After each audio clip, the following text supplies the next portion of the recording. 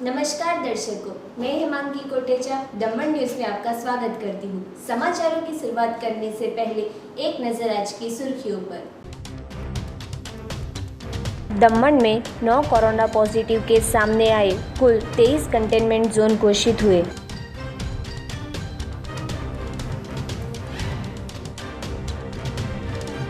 Pardi Srinath hotel के सामने highway पर अद्भुत ट्रिपल अकस्मात हुआ।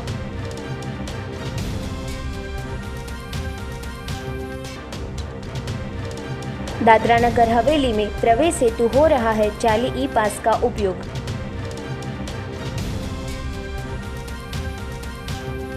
उमरगांव में यूआईए द्वारा शहीद हुए 20 जवानों को श्रद्धांजलि देकर कार्यक्रम का आयोजन हुआ। अब समाचार विस्तार में। दमन में 9 कोरोना पॉजिटिव केस सामने आए, कुल 23 कंटेनमेंट जोन घोषित हुए। गुरुवार को दमन में 9 कोरोना पॉजिटिव केस सामने आए। कुल मिलाकर 61 कोरोना केस दमन में सक्रिय है और 3 केस रिकवर हो चुके हैं। गुरुवार को 3 नए कंटेनमेंट जोन घोषित किए गए, जिसमें कचिगाम पेट्रोल पंप के पास स्थित भगुभाई की चौल, फायर स्टेशन के पास स्थित गुलाबभाई की चौल और सत्यनारायण मंदिर के सामने आए मनीष अपार्टमेंट शामिल है। दमन में कुल 23 कंटेनमेंट जोन घोषित किए गए हैं, जिसमें से 14 दाभेल में, 4 कचिगाम में, 1 दुनेठा में और 4 नानी दमन के शहरी विस्तार में है।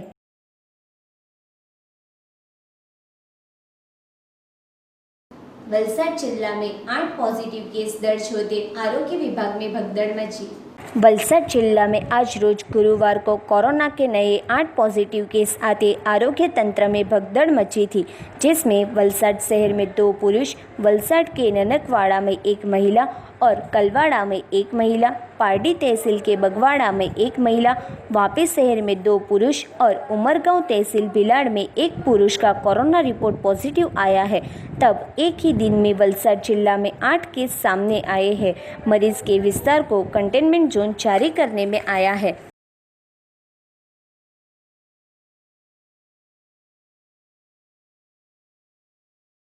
दमन में कोरोना के बढ़ते मामले को ध्यान में लेकर सर्किट हाउस में 50 बेड लगाने की हुई मांग। संघ प्रदेश दमन में कोरोना महामारी को लेकर हाहाकार मच गया है, जिसमें शुरुआत के दिनों में लॉकडाउन 1 में प्रशासन द्वारा मरवड़ हॉस्पिटल में 15 बेड की कोविड-19 हॉस्पिटल शुरू की थी। पर हाल दमन में कोरोना का कहर बढ़ते मरवड़ में आई सरकारी हॉस्पिटल कोरोना के लिए स्पेशल तैयार करने में आई है।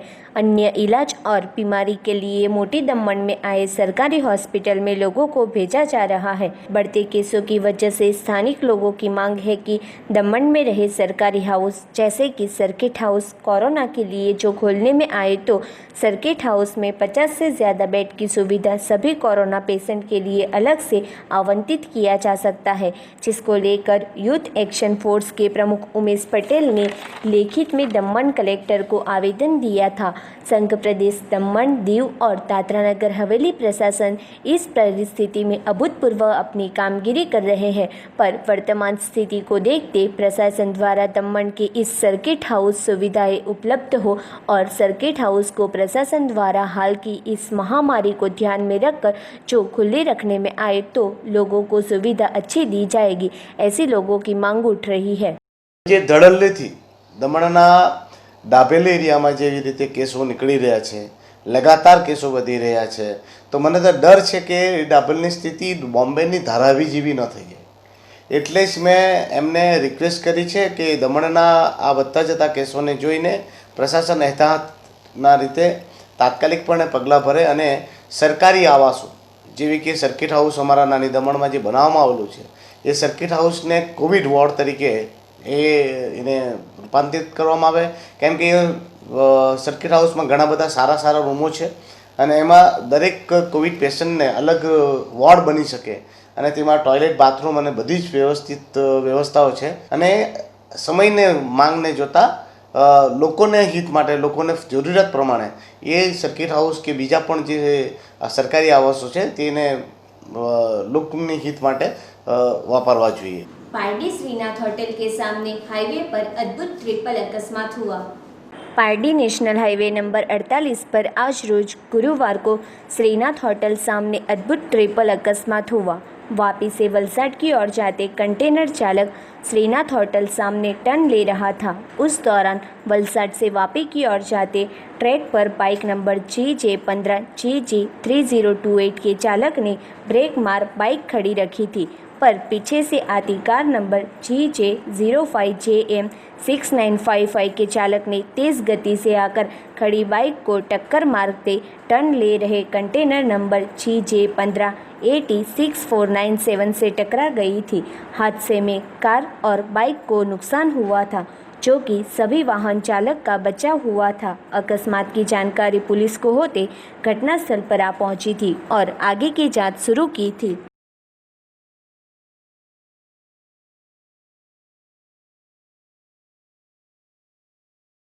मेरा नाम अजीम है।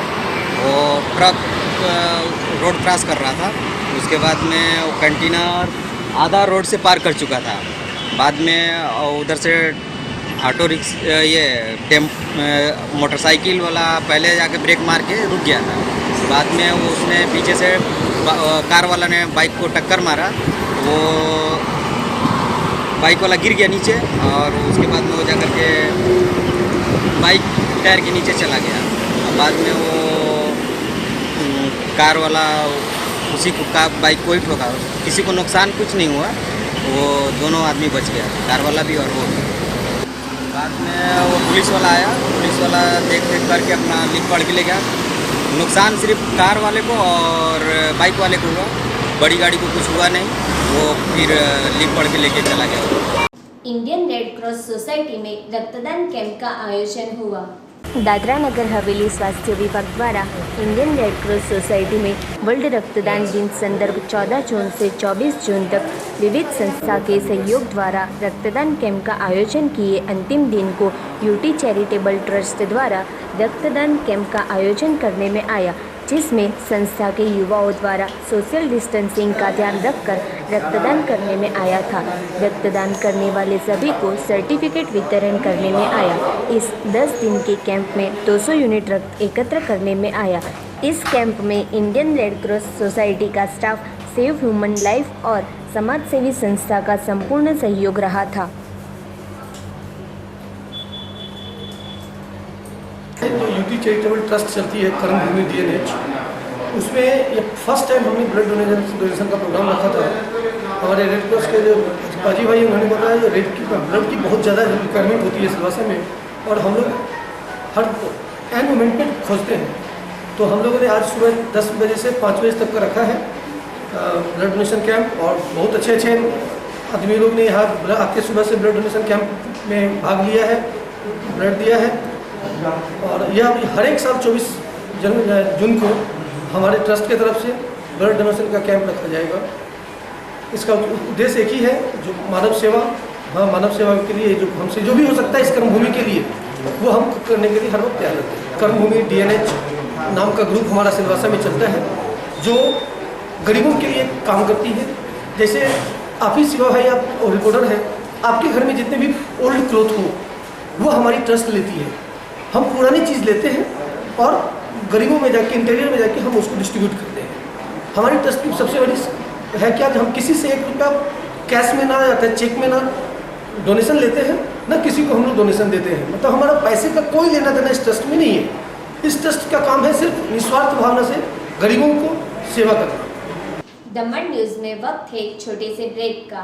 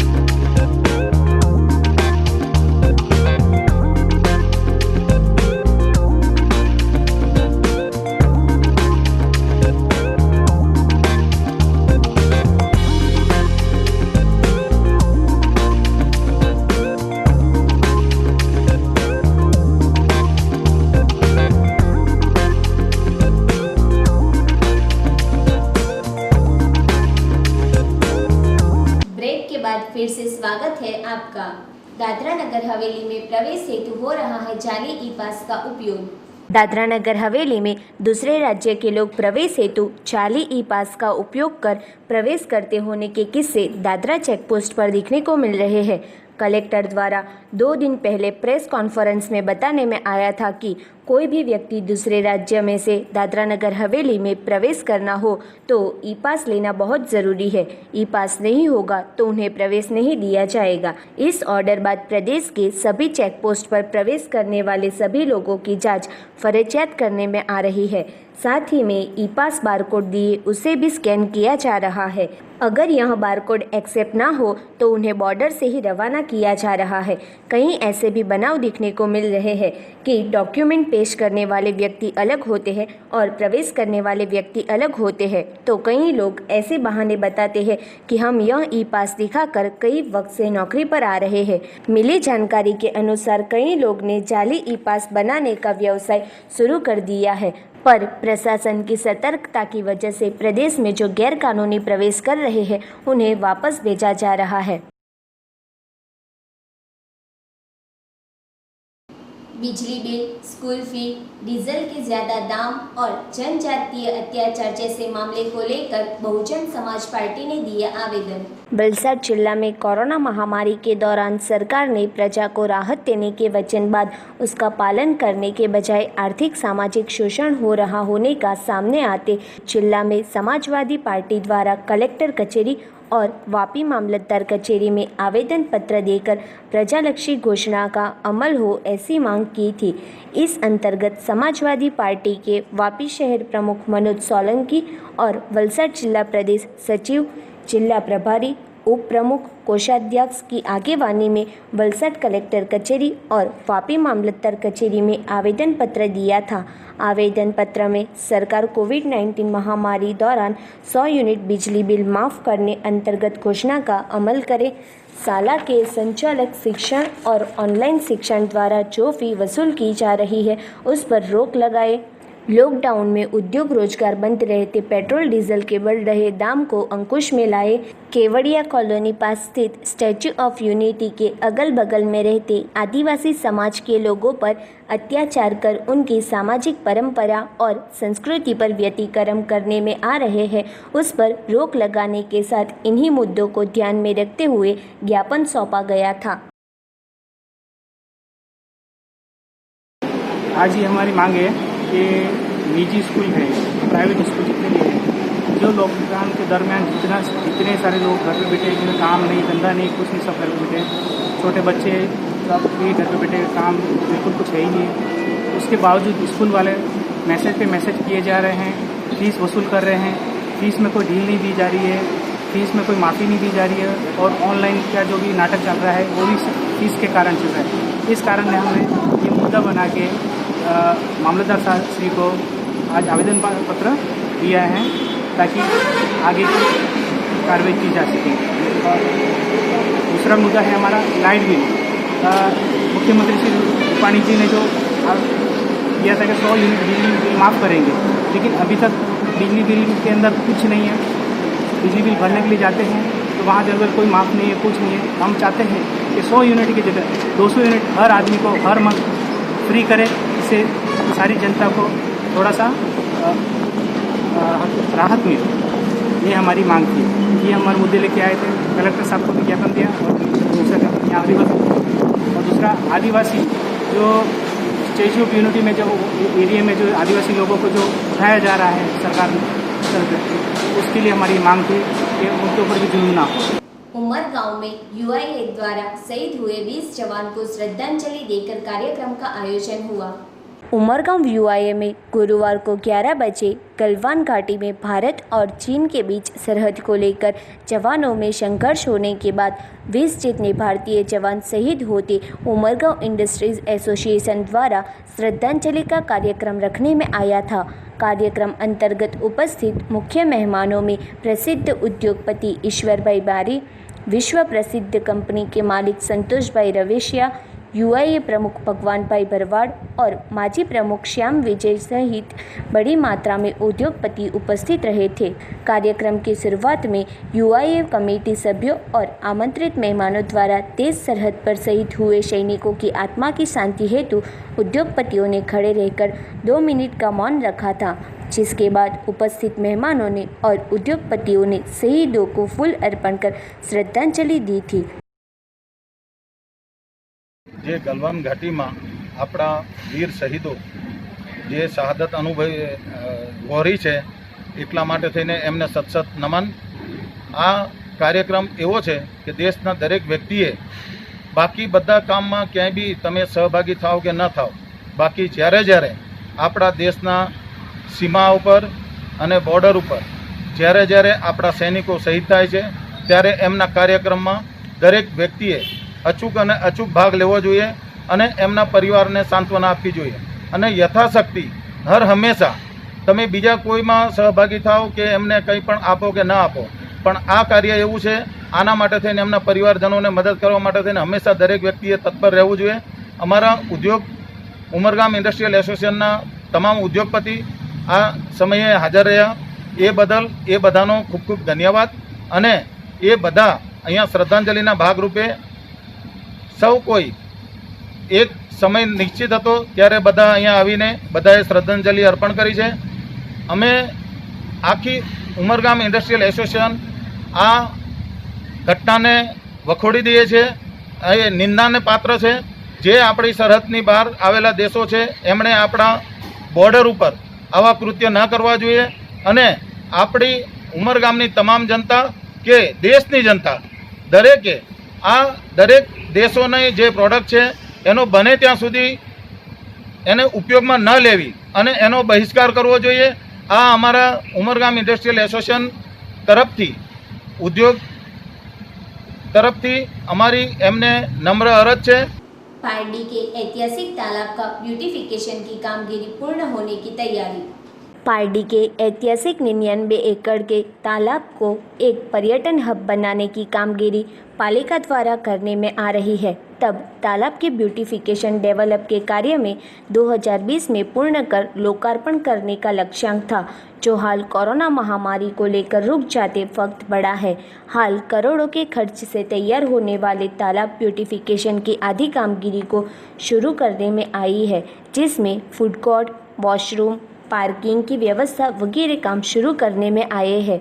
साथ ही में तालाब में गार्डन बनाने में आया है, जहां लोखंडी पुरुष सरदार वल्लभ भाई पटेल की प्रतिमा बनाने में आ रही है। साथ ही में तालाब के चारों ओर रंग बिरंगी लाइटिंग लगाई जाएगी, जो यहाँ की शोभा बढ़ाएंगे। तालाब में प्ले एरिया में जो राइड्स है उसे फिटिंग करने की कामगिरी लोकार्पण बाद की जाएगी होने का पारडी पालिका प्रमुख फाल्गुनी बहन ने बताया था। ज़्यादा में उन्होंने बताया कि तालाब में बोटिंग का लाभ भी लोग लेंगे।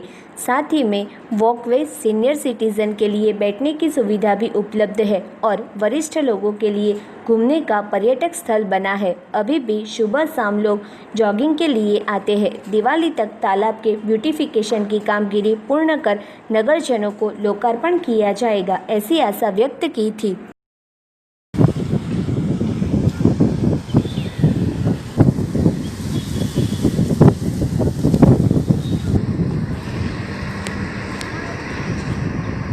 પારડીના ઐતિહાસિક તળાવની અંદર જે ડેવલપમેન્ટનું કામ ચાલે છે તેનું લોકાર્પણ આમ તો આપણું મે એન્ડમાં થઈ જવાનું હતું, પણ લોકડાઉનના હિસાબે આપણું કામ જે અટકી ગયેલું હતું તે હાલમાં શરૂ થયું છે। 5મા ફેઝનું કામ ચાલુ છે, જેની અંદર ફૂડ કોર્ટ છે, વોશરૂમ્સ છે, ફૂડના અમ્બ્રેલાસ છે, એવા બધા કામો જે પાર્કિંગ એરિયા છે એ બધા ચાલુ થઈ ગયા છે અને જલ્દીથી 2-4 મહિનામાં એનું હવે કામ પૂર્ણ થશે એવી અપેક્ષા છે। તળાવની અંદર આપણે ચિલ્ડ્રન્સ પ્લે એરિયા છે, જેની અંદર આપણે જે એ લોકોના સ્લાઇડ્સ અને રાઇડ્સ જે છે તે ફિટિંગ કરવાને આપણે લોકાર્પણ સુધી બાકી રાખીએ છીએ, કારણ કે ત્યાં સુધીમાં નહીં તો એ બગડી જાય। બીજું અંદર વોકવેઝ છે, બીજું ગઝેબોઝ છે, જેની અંદર લોકો છે, સિનિયર સિટીઝન્સ છે, એ લોકો આવીને આરામ કરી શકે છે, ફરી શકે છે અને તે સિવાય આપણે બોટિંગનો પણ એની અંદર વિસ્તાર લીધેલો છે, જે ભવિષ્યમાં ખૂબ જ સરસ મોટું ફરવાનું આકર્ષણ થાય એમ છે. આપણી ગણતરી પ્રમાણે દિવાળી સુધીમાં લગભગ એનું કામ બરાબર ચાલ્યું તો દિવાળી સુધીમાં એમનું કામ અત્યારે લોકાર્પણ થાય એવું થઈ જશે. નગરજનોને આ તળાવના બ્યુટિફિકેશન થકી ખૂબ જ લાભ મળશે. ફરવાની સુંદર સ્થળ છે અને સાંજે અત્યારે પણ લોકો ઘણા વોકિંગ માટે સવારે સાંજે આવે જ છે અને ભવિષ્યમાં પણ એનો ખૂબ જ સુંદર લાભ મળશે અને લોકો આને માણે તેવી આશા છે. वापी में शंखनाद के वक्त गली में श्वान भी इकट्ठा होकर सुर में सुर मिलाते हैं. वापी में रेस्क्यू फाउंडेशन टीम के दक्षिण गुजरात के प्रमुख मुकेश उपाध्याय को एक अद्भुत बात जानने को मिली कि चरणोद भूलानगर के निवासी हसमुख भाई रोज सुबह 7 बजे शंखनाद करते हैं. तब उनके साथ आसपास के श्वान भी जोर जोर से शंखनाद करते हैं. यह हर रोज होता है, जिसको देखकर यह घटना उन्होंने अपने मोबाइल कैमरे में कैद की है. उनके बताए अनुसार हसमुख भाई के लिए यह एक रहस्य है. अन्य प्राणियों की तुलना में सिर्फ श्वान ही ऐसा करते हैं. शायद यह कुदरत की भेंट है. सामान्य रूप में शंख की बात करें तो शंख समुद्र में होता जलीय जीव है, या तो खारे पानी में रहते एक तरह के जलीय का रक्षात्मक बाह्य कवच है. प्राणी शास्त्र की वर्गीकरण के अनुसार उनका मृदुकय वर्ग में समावेश किया जाता है. शंख कई प्रकार के दिखने को मिलते हैं, जो छोटे या बड़े कद के होते हैं. लोक साहित्य के मुताबिक असली शंख देवों और दानवों के बीच समुद्र मंथन हुआ उसमें से प्राप्त हुआ है. शंख के कई उपयोग है. युद्ध के वक्त राजा के राज्याभिषेक करते वक्त शंख में पवित्र गंगा जल भर के राजा के मस्तक पर अभिषेक किया जाता है. श्री कृष्ण का पंचजन्य शंख बहुत विख्यात था और कद में भी बहुत बड़ा था. ऐसा कहा जाता है कि पंचजन्य शंख का ध्वनि युद्ध भूमि से कई माइल तक सुनाई देता है. शंख बजाना बहुत ही मुश्किल कार्य है. उसमें ज़्यादा मात्रा में हवा भरकर बजाया जाता है. शंख दो तरफ के दिखने को मिलते हैं. ज़्यादातर हमें दाईं तरफ से खुला शंख ज़्यादा मात्रा में दिखने को मिलता है. शंख से भगवान विष्णु के अन्य नाम शंखपाणी, शंख पुष्प, शंखमेंखी, शंख स्वामी, शंखज वगैरह है. साथ ही में शंख से जैनों के पवित्र स्थल का नाम शंखेश्वर हुआ है. यह शंख अति पूजनीय है और मंदिरों में शंख को स्थान दिया जा रहा है, जिससे लोग युगों युगों तक शंख को याद करें. पर हाल में वापी में चरणोद के भूलानगर में रहते हसमुख भाई ने शंखनाद के श्वानों के सुर मिलाने का नया रहस्य खड़ा किया है. तब शंखनाद के वक्त ही क्यों श्वान शंख में सुर मिलाते हैं, ऐसा यह सवाल खड़ा किया है.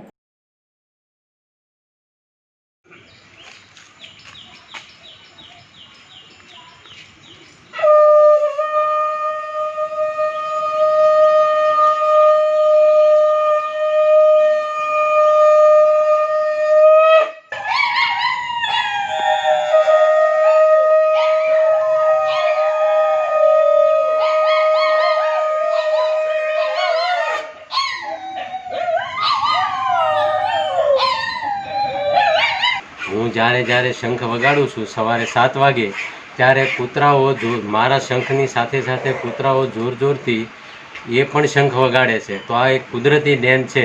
કાંઈ સમજાતું નથી શું છે એ. હવે આ લોકો તમે વાંચો ત્યારે મને કહેજો તમે કે ભાઈ શેને માટે આ કૂતરાઓ પહેલું કરે છે, કોઈને જાણ હોય તો. समाचार समाप्त करने से पहले एक नजर आज की सुर्खियों पर. दमन में 9 कोरोना पॉजिटिव केस सामने आए. कुल 23 कंटेनमेंट जोन घोषित हुए.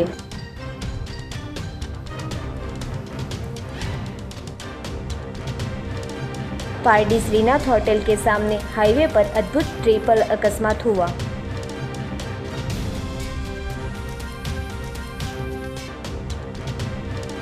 दादरा नगर हवेली में प्रवेश हेतु हो रहा है जाली ई पास का उपयोग.